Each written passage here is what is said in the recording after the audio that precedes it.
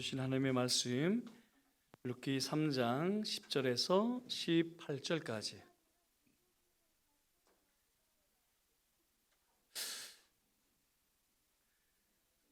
네, 룻기 3장 10절에서 18절까지. 우리 교회 학교 친구가 앞에서 이야기를 하는데요, 주보 보고 미리 다 찾아놨대요. 참 잘했어요. 룻기 3장 10절에서 18절까지. 네, 오늘은 제가 한 절, 또 여러분께서 한 절 이렇게 하나님의 말씀을 교독하실까요? 그가 이르되 내 딸아 여호와께서 내게 복 주시기를 원하노라. 네가 가난하건 부하건 젊은 자를 따르지 아니하였으니 내가 베푼 인애가 처음보다 나중이 더하도다.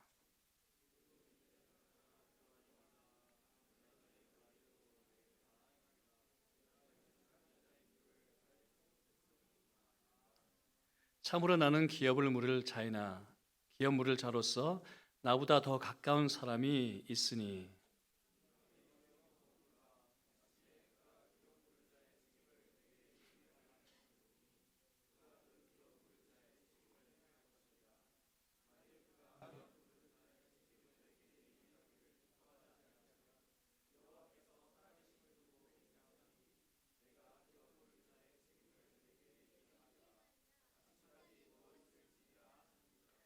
룻이 새벽까지 그의 발치에 누웠다가 사람이 서로 알아보기 어려울 때에 일어났으니 보아스가 말하기를 연히 타작마당에 들어온 것을 사람이 알지 못하여야 할 것이라 하였습니다.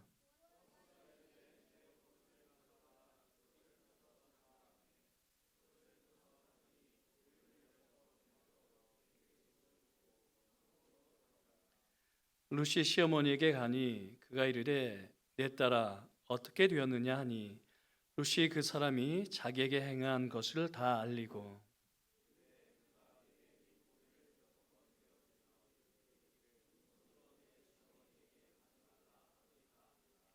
함께요. 이에 시어머니가 이르되 내 딸아 이 사건이 어떻게 될지 알기까지 앉아 있으라. 그 사람이 오늘 이 일을 성취하기 전에는 쉬지 아니하리라 하니라. 아멘. 18절 말씀만 제가 다시 한번 봉독해 드리겠습니다. 이에 시어머니가 이르되 내 딸아 이 사건이 어떻게 될지 알기까지 앉아 있으라. 그 사람이 오늘 이 일을 성취하기 전에는 쉬지 아니하리라 하니라. 아멘. 자, 우리 교회 학교 친구들, 우리 계속해서 룻 이야기를 보고 있죠? 네. 룻이 모압 땅에서 베들레헴으로 왔어요. 그렇죠? 남편도 잃고 또 시아버지도 잃고 살 소망이 다 끊어진 채 다시 베들레헴에 양식이 있다는 소문을 듣고 베들레헴 땅으로 들어왔어요. 그래서 룻이 먹고 살기 위해서 무엇을 했을까요? 이삭을 주우러 나갔어요. 그런데 그 밭에서 누구를 만났을까요? 네, 보아스를 만났어요. 그런데 보아스가 룻에게 은혜를 베풀었죠. 세 가지 혹시 기억하나요? 첫 번째, 여전히 베들레헴 사람들은 룻을 향해 모압 여성이라고 불렀는데 보아스는 룻을 어떻게 불렀을까요? 네, 맞아요. 딸이라고 불렀어요. 딸이라 부르면서 식구처럼 여겨졌어요. 두 번째, 자신의 식탁에 불러서 함께 음식을 먹었죠. 그때는 남자와 여자, 주인과 종이 함께 한 식탁에서 먹지 않는 때였는데 보아스는 룻을 불러서 자신의 식탁에서 함께 먹었어요. 그리고 사람들이 괴롭히지 못하도록 보호해 주었죠. 그래서 룻이 그날 있었던 모든 일을 시어머니 나오미에게 이야기를 했어요. 그러자 시어머니 나오미가 며느리 룻에게 참 이해할 수 없는 일을 시키죠. 타작 마당에 이제 보아스가 누워 있을 것인데 몰래 들어가서 여인이 타작마당에 들어가면 안 되거든요. 그래서 사람들이 보지 못할 때 몰래 들어가서 발치에 가만히 누우라, 그렇게 이야기를 했거든요. 무슨 뜻일까요? 나와 결혼해 주세요, 그런 뜻이었어요. 나와 결혼해 주세요. 자 그러면 룻이 도대체 왜 이렇게 했을까요? 왜 룻이 모압 땅에서 모압 백성들을 버리고 베들레헴으로 왔을까요? 왜 어머니의 백성이 나의 백성이 되고 어머니의 하나님이 나의 하나님이 되시리라, 그렇게 고백을 했을까요? 그리고 왜 룻은 자기 행복을 위해서라면 젊은 남자를 따라가야 했어요. 그런데 룻은 왜 시어머니가 시키는 대로 고분고분 늙은 사람 같아 보아스에게 청혼을 했을까요? 그리고 보아스는 도대체 왜 룻에게 이렇게 은혜를 베풀었을까요? 그리고 오늘 3장을 보니까 우리 친구들 어려운 말인데요, 기업 물을 자가 되어서 땅과 자손을 다시 되찾아준대요. 룻과 결혼해서 룻의 전 남편의 이름을 다시 살려준대요. 그리고 잃어버린 땅을, 재산이 많이 손해가 되는데도, 돈이 많이 드는데도 그 땅을 다시 찾아주겠대요. 왜 이런 한편으로는 쓸데없는 짓을 할까요? 왜요? 앞에 뭐라고 쓰여있죠? 헤세드 때문이에요. 헤세드. 우리말로 은혜, 자비, 인애라 번역할 수 있는데, 그런데 은혜, 자비, 인애는 헤세드가 가지고 있는 고유한 뜻을 잘 드러내지 못하는 것 같아요. 오히려 은혜는요, 우리 친구들 어렵지만 기억하세요. 언약에 대한 사랑 또는 언약에 대한 충성을 헤세드라고 그래요. 헤세드가 뭐라고요? 언약에 대한 사랑 또는 언약에 대한 충성. 자, 그러면 언약이 무엇인가요? 어떤 언약이 있었을까요? 아브라함 언약이 있었죠, 그렇죠? 하나님께서 아브라함을 불러서 내 고향을 떠나라, 새로운 땅을 주시겠다 하셨어요. 내 친척과 아비를 떠나라, 그러면 새 자손을 주시겠다 하셨어요. 땅과 자손이 있어서 복의 근원이 되게 하겠다 하셨어요. 약속, 하나님의 약속인데요, 어려운 말로 뭐라 한다고요? 언약. 아브라함 언약이 있었어요. 그래서 룻은 왜 어머니 나오미를 따라왔을까요? 어머니가 불쌍했어요? 아니요. 아브라함 언약을 기억하고 왔어요. 그래서 뭐라 할까요? 어머니의 백성이 나의 백성이 되고 어머니의 하나님이 나의 하나님이 되리라 라고 고백했거든요. 왜냐하면 하나님께서 출애굽했을 때에 애굽에서 종살이 하던 이스라엘 백성들을 구원하시고 언약을 맺었는데, 약속을 하셨는데 어떤 약속을 한지 아세요? 나는 너의 하나님이 되고 너는 내 백성이 되리라. 너희 하나님이 되고 내 백성이 되리라 하셨거든요. 그 약속을 기억해서 어머니의 하나님이 나의 하나님이 되고 어머니의 백성이 내 백성이 되리라 했거든요. 그리고 왜 젊은 사람을 안 따라가고 보아스를 따라갔을까요? 자신이 행복한 게 목적이 아니었거든요. 땅을 다시 찾아야 됐거든요. 남편의 이름을 다시 살려야 했거든요. 그래서 보아스와 결혼을 해야 됐거든요. 그러면 룻은 무엇을 항상 마음에 품었다는 뜻일까요? 아브라함 언약, 땅과 자손을 항상 마음에 품었다는 뜻이에요. 곧 헤세드, 언약에 대한 충성을 가지고 있었다는 뜻이에요. 그러면 왜 보아스는 룻에게 이런 은혜를 베풀까요? 자신이 돈이 많은데도 왜 잃어버린 땅을 찾아 주려고 했을까요? 역시나 아브라함 언약을 지켜야 했거든요. 자, 그러면 룻과 보아스는 항상 무엇을 마음에 품었다는 뜻일까요? 헤세디, 언약에 대한 충성을 지켰다는 뜻이에요. 자, 그런데 우리도 새 언약 아래에 있다는 거 혹시 우리 친구들 아나요?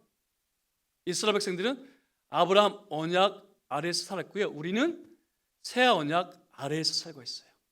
예수님께서 십자가에 못 박기 전날 밤에 떡과 포도주를 나눠주면서 무엇이 했을까요? 내 피로 세우는 언약이라 하셨거든요. 그리고 예수님께서 십자가에서 죽으심으로 그 언약을 이루어 주셨어요. 그래서 저와 여러분은 바로 예수님께서 피로 맺으신 그 언약 아래 살고 있었어요. 자, 그러면 어떻게 해야 될까요? 룻과 보아스가 아브라함 언약을 항상 마음에 품고 살았던 것처럼 우리는 예수님의 언약을 항상 마음에 품고 살아야겠죠. 아시겠어요? 이게 무엇이라고요? 헤세드, 언약에 대한 충성. 헤세드라는 거 꼭 기억하셨으면 좋겠어요. 아시겠죠? 네, 밧세바 스캔들 혹시 아시나요? 성경에 기록된 가장 추악한 사건이죠, 그렇죠? 그런데 그 사건의 가해자가 누구인가요? 하나님의 마음에 합한 사람이라고 하는 이스라엘의 가장 위대한 왕이었던 다윗이었죠. 도대체 왜 그랬을까요? 모든 정적들을 제거하고 또 연전연승을 하다 보니 긴장감이 사라졌을까요?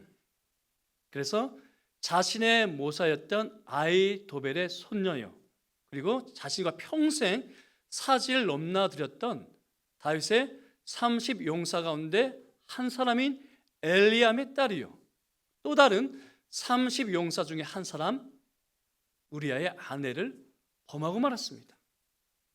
그리고 자신의 범죄를 감추기 위해 우리아를 전장 깊숙이 보내 죽여버렸죠. 자, 그런데 밧세바 스캔들 속에서 사건의 피해자인 우리아가 성경에서 어떻게 평가받는지 혹시 아세요? 매우 충성스러운 인물로 그려지고 있습니다. 다윗이 우리아를 불러들이죠. 자신의 범죄를 은폐하기 위해서. 그래서 우리아 보고 집으로 들어가서 먹고 마시고 쉬라, 그렇게 제안을 합니다. 하지만 우리아는 집으로 들어가지 않았어요. 왕궁 문에서 부하들과 함께 잠을 잤거든요. 도대체 왜 그랬을까요? 간만의 휴식인데, 전쟁에서 돌아왔는데. 우리의 대답을 들어볼까요? 사무엘하 11장 11절 말씀 같이 읽어볼까요? 시작. 우리아가 다윗에게 아뢰되 언약궤와 이스라엘과 유다가 야영 중에 있고 내 주 요압과 내 왕의 부하들이 바깥들에 진치고 있거늘 내가 어찌 내 집으로 가서 먹고 마시고 내 처와 같이 자릴까? 무엇 때문이었나요? 국가에 대한 충성도 있었죠. 그리고 동료에도 전투에도 있었습니다. 자, 그런데 가장 먼저 밝히고 있는 이유는 무엇일까요? 무엇 때문에요? 언약궤가 야영 중에 있기 때문이다. 언약궤가 지금 전쟁 중에 있기 때문이다, 이런 뜻입니다. 여호와께서 싸움을 하고 계시기 때문에, 여호와께서 이스라엘 구원을 위해 전쟁 중이기 때문에 나는 집으로 가서 쉴 수 없다, 이런 뜻입니다. 한마디로 내 신앙 때문에, 여호와 하나님에 대한 충성 때문에 나도 밖에서 잠을 자겠다, 이렇게 이야기를 합니다. 그래서 여러분, 성경의 사건을 윤리적으로 보면 엉뚱하게 적용을 합니다. 밧세바 사건을 보면서도 다윗의 게으름을 지적하거나 또는 우리의 충성심을 강조할 수 있겠죠. 아니요, 다윗은 믿음에서 후퇴하고 말았습니다. 왜냐하면 여호와의 복궤가 있는 곳에 마음을 두지 않았거든요. 여호와의 복궤가 있는 곳에 눈을 두지 않았거든요. 반면에 햇사람, 이방인이죠. 햇사람 우리아는 마음을 어디에 둘까요? 여호와의 법궤가 있는 것을 항상 바라보고 있었습니다. 그런데 룻기 3장의 사건도 신앙적인 관점에서 보지를 않으면 또 엉뚱하게 해석을 합니다. 시어머니를 향한 효심을 이야기하거나 또는 며느리를 향한 사랑을 강조할 수 있거든요. 또는 이방인들을 향한 자비라고 이야기할 수 있고, 심지어 늙은 남자와 젊은 과부의 스캔들로 삐딱하게 볼 수 있기도 합니다. 하지만 룻기의 주제는 헤세드입니다. 한글 성경에서는 대개 인애로 번역되어 있는데요. 그런데 룻기에서는 세 가지 단어로 번역해 놓았습니다. 1장에서는 선대, 2장에서는 은혜, 그리고 3장에서는 인애로 번역해 놓았거든요. 첫 번째 구절의 1장 8절 말씀인데, 나오미가 두 며느리에게 이르되 너희는 각기 너희 어머니의 집으로 돌아가라. 너희가 죽은 자들과 나를 선대한 것 같이 여호와께서 너희를 선대하시길 원하며. 첫 번째 선대는 헤세드가 아니고요, 두 번째 선대, 곧 여호와께서 너희를 선대하기를 원하며, 이 구절에서 선대가 헤세드입니다. 은혜로 번역할 수 있겠죠. 그래서 여호와께서 너에게 은혜를 베푸시길 원하며 라고 또 말할 수 있습니다. 그래서 이 장에서는 헤세드를 은혜로 번역해 놓았습니다. 나오미가 자기 며느리에게 이르되 그가 여호와로부터 복받기를 원하노라. 그가 살아있는 자와 죽은 자에게 은혜 베풀기를 그치지 아니하도다. 은혜, 헤세드입니다. 그리고 오늘 본문에 따르면 3장 10절 말씀, 그가 이르되 내 딸아 여호와께서 네게 복 주시길 원하노라. 네가 가난하건 부하건 젊은 자를 따르지 아니하였으니 네가 베푼 인애가 헤세드입니다. 네가 베푼 헤세드가 처음보다 나중이 더도다. 여기서 정리를 하면 히브리어 헤세드는 우리말로 선대, 은혜, 그리고 인애로 번역해 놓았습니다만, 보다 정확하게는 언약적 사랑 또는 언약적 충성을 의미합니다. 따라서 하나님의 선대는 무엇에 따른 것일까요? 이스라엘과 맺은 언약에 따른 것이라는 뜻입니다. 보아스는 왜 룻에게 은혜를 베풀었을까요? 젊은 과부를 불쌍히 여겼기 때문이기도 하지만 언약적 사랑 때문이었죠. 왜냐하면 언약은 하나님 사랑과 더불어 이웃 사랑을 말하지 않습니까? 그리고 룻이 시어머니를 따른 것도 혼자 남게 될 시어머니를 불쌍히 여겼기 때문이기도 하지만 언약적 충성 때문이었습니다. 어떻게 알 수 있을까요? 이렇게 고백을 하거든요. 어머니의 백성이 나의 백성이 되고 어머니의 하나님이 나의 하나님이 되시리니. 그러니까 단순히 효심 때문이 아니라 여호와 하나님께서 애굽에 종살이 하던 이스라엘 백성들을 구원하시고 무엇이라 약속하셨을까요? 나는 너희 하나님이 되고 너희는 나의 백성이 되리라. 언약적 관계이거든요. 나는 너희 하나님이 되고 너희는 나의 백성이 되리라. 이것을 기억하고 룻이 같은 고백을 합니다. 같은 신앙을 고백해요. 어머니의 하나님이 나의 하나님이 되고 어머니의 백성이 나의 하나님이 되겠다. 그런데 이러한 언약에 대한 사랑 그리고 언약에 대한 충성을 헤세드라고 하는데, 룻기에 이런 헤세드가 가득합니다. 첫 번째는 지금 살펴본 것처럼 룻에게서 빛이 나고 있죠. 그리고 룻의 헤세드는 3장에서도 여지없이 드러나는데, 룻이 젊은 자를 따르지 않고 보아스를 따르거든요. 룻기 3장 10절 말씀이죠. 그가 이르되 내 딸아 여호와께서 네게 복 주시기를 원하노라. 네가 가난하건 부하건 젊은 자를 따르지 아니하였으니 네가 베푼 헤세드가 처음보다 나중이 더하도다. 여러분, 지난주에 살펴보았듯이 보아스의 발치에 누웠다는 것은 청혼이었습니다. 보아스도 의미를 알아챘어요. 자, 그런데 보아스가 다소 뜻밖의 이야기를 하죠.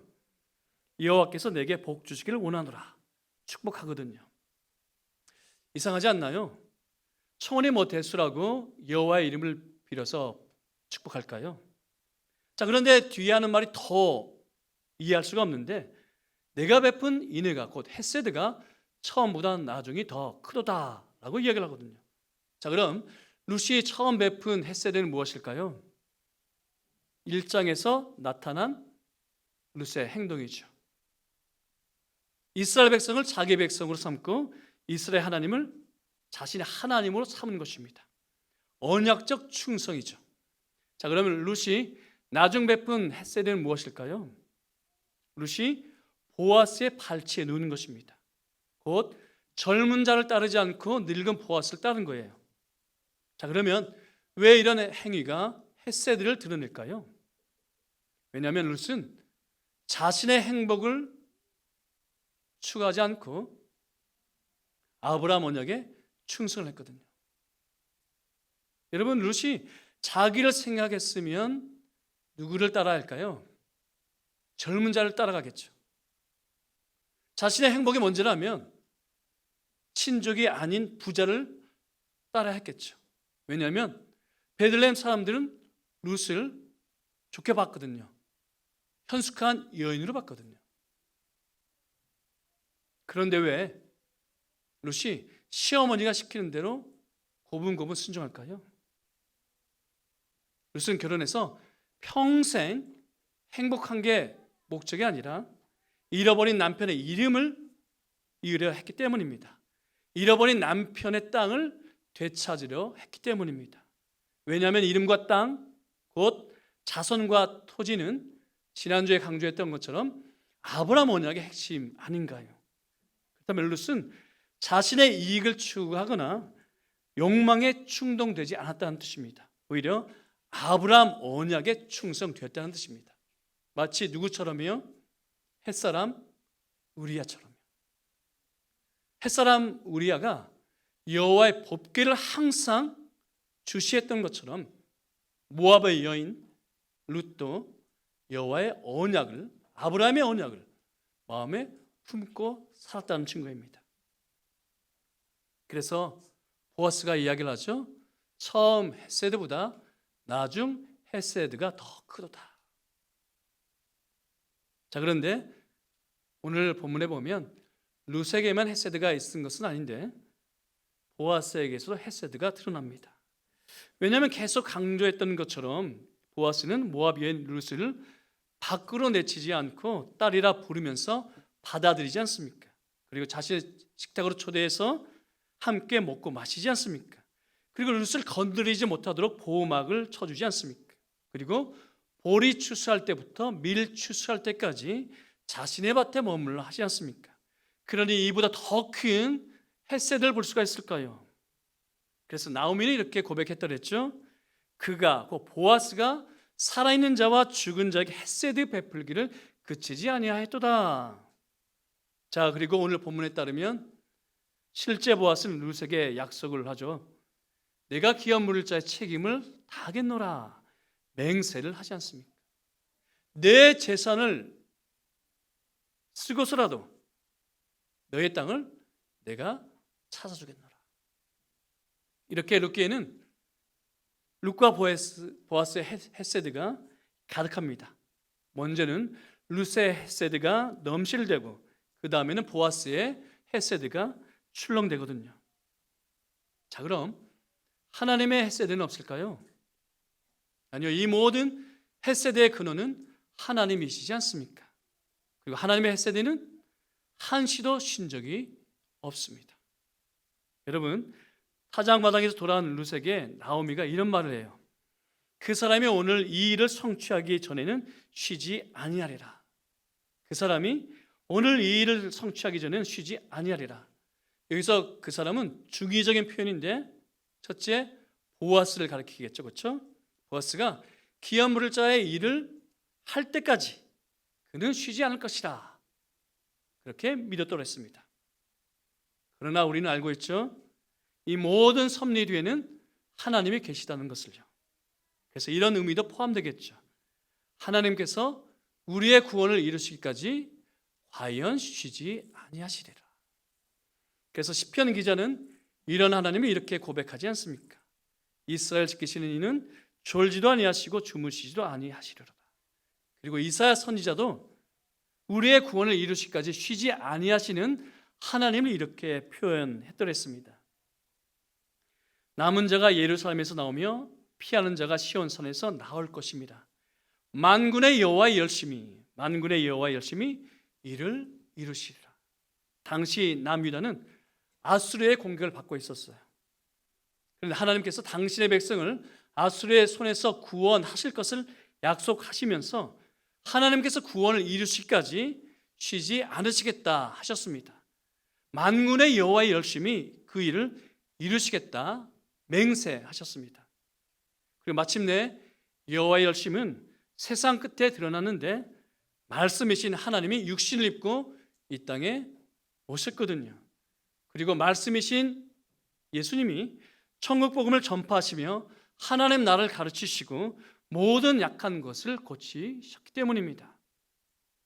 그런데 예수님의 공생 가운데 예수님의 열심이 드러난 대표적 사건 둘이 있는데, 첫 번째는 예루살렘 성전 정화입니다.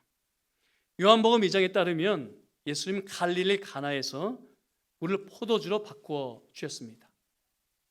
가나의 혼인잔치 다들 아시죠? 무엇을 교훈할까요? 우리 친구들 무엇을 교훈할까요? 물을 포도주로 바꾸어 주셨어요. 기억이 안 나요? 자, 유대인의 정결 예식을 위해 사용할 물을 혼인 예식에 쓰일 포도주로 바꾸셨습니다. 다시 들어보세요. 유대인의 정결 예식에 쓰일 물을 혼인 예식에 사용할 포도주로 바꾸셨어요. 무엇을 뜻할까요? 사람의 종교로 전락한 유대교를 허무시고 하나님을 아는 지식으로 가득할 교회를 세우시겠다라는 뜻입니다. 사람의 종교로 전락한 유대교를 심판하시고 하나님을 아는 기쁨으로 충만한 교회를 세우시겠다, 이런 뜻이에요. 그렇게 볼 수밖에 없는 근거는 가나의 혼인잔치 뒤에 있는 예루살렘 성전 정화 사건을 통해서도 드러나죠. 예수님께서 유대인의 명절을 맞아 예루살렘으로 올라가세요. 자, 그런데 구약 성경은 유월절, 초막절을 어떻게 표현할까요? 여호와의 절기라고 표현합니다. 그런데 요한복음에 따르면 여호와의 절기라는 표현 대신에 유대인의 명절로 격화시켜요. 여호와의 절기라는 표현을 쓰지 않고 요한복음에 따르면 유대인의 명절로 격화시킵니다. 예수님께서 유대인의 명절을 맞아서 예루살렘으로 올라가셨어요. 성전을 곧장 들어가시죠. 무엇을 하실까요? 돈 바꾸는 자들의 상을 뒤엎으셨고 소와 양을 다 내쫓으셨습니다. 무엇을 뜻할까요? 강도의 구렬로 바꿔버린 성전에 대한 심판 아닌가요? 예레미야의 그 심판 예언이 또다시 일어날 것을 경고하셨습니다. 자, 그런데 그 모습을 보고 제자들은 시편 69편 말씀을 떠올렸습니다. 주의 전을 사모하는 이 열심이 나를 삼키리라 라는 말씀을 떠올렸습니다. 자, 그리고 요한복음 5장에 따르면 예수님이 또 유대인의 명절을 맞았어. 거기서도 유대인의 명절이라고 표현합니다. 유대인의 명절을 맞아서 두 번째 예루살렘으로 올라가세요. 어디로 가시죠? 베데스다 연못으로 가시죠. 38년 병자가 있었습니다. 예수님께서 고쳐주셨어요. 그런데 그날이 하필 안식일이었죠. 난리가 났습니다. 왜 6일 동안 할 수 있는 일을 안식일에 하느냐라고 예수님을 공격했거든요. 예수님께서 무엇을 하셨을까요? 내 아버지께서 일하시니 나도 일한다. 내 아버지께서 일하시니 나도 일한다. 곧 우리의 구원을 이루시기 위해서 하나님은 지금도 일하신다라는 것을 선언하셨고, 그 하나님의 열심을 따라 예수님도 일하신다라고 선언하셨습니다. 그래서 우리는 우리의 구원을 위해 졸지도 않으시고 주무시지 않으시는 하나님을 찬양합니다. 그리고 우리의 구원을 위해 쉬지 않으시는 하나님을 바라보면서 고난의 길도 걸어갑니다. 그래서 나오미처럼 고백할 수 있어야 하겠죠. 여러분, 눈이 멀고 마음이 상해 있던 나오미가 마지막에 하는 고백을 보세요. 무엇이라 할까요? 내 딸아, 이 사건이 어떻게 될지 알기까지 앉아있으라. 내 딸아 이 사건이 어떻게 될지 알기까지 앉아 있으라. 마치 홍해 앞에 서 있는 이스라엘 백성들 향해 외쳤던 모세의 외침이 들리지 않습니까? 모세는 성난 애굽 군대가 뒤에서 쫓아오고 있고 깊은 바다 넘실대는 홍해 바다 앞에서 두렵떠는 이스라엘 백성들에게 이렇게 선언했었습니다. 너희는 두려워하지 말고 가만히 서서, 너희는 두려워하지 말고 가만히 서서 오늘 너희를 위해 행하시는 구원을 보라 이야기를 했거든요. 자, 그런데 어떻게 죽음의 그림자가 시시각각 몰려오는데 가만히 서서 기다릴 수 있을까요? 여호와께서 우리의 구원을 위해 쉬지 않으실 것을 우리는 믿기 때문 아닌가요? 다들 이런 경험 한두 번쯤 있으시죠? 그리스도인이라면 이런 체험이 반드시 있으셔야 합니다. 왜냐하면 그리스도인은 내 손으로 사는 사람이 아니거든요. 하나님의 손이 이루시는 것을 보는 사람들이거든요. 내가 할 수 있는 모든 것을 다 했는데도 길이 열리지 않았습니다. 내가 할 수 있는 모든 힘을 다 쥐어짰는데도 길이 열리지 않았습니다. 그래서 하나님만 바라봤는데 하나님께서 길을 열어주시지 않습니까? 그래서 저는 쉬지 않으시는 하나님을 참 좋아합니다. 그리고 힘든 시기를 지날 때에도 제가 즐겁 불렀던 찬양도 믿음의 고백도 쉬지 않으시는 하나님이셨습니다. 그래서 이러한 믿음이 있을 때 안식으로 들어갈 수 있어요. 이러한 믿음이 있을 때 안식으로 들어갈 수 있습니다. 현대인들에게 나타나는 불안, 24시간을 분초처럼 아껴도 지쳐들 것 같죠? 망할 것 같죠? 이번 생엔 망했어. 어떻게 불안을 이겨낼 수 있을까요? 하나님을 손을 보셔야 합니다. 그래야 안식으로 들어갈 수 있습니다.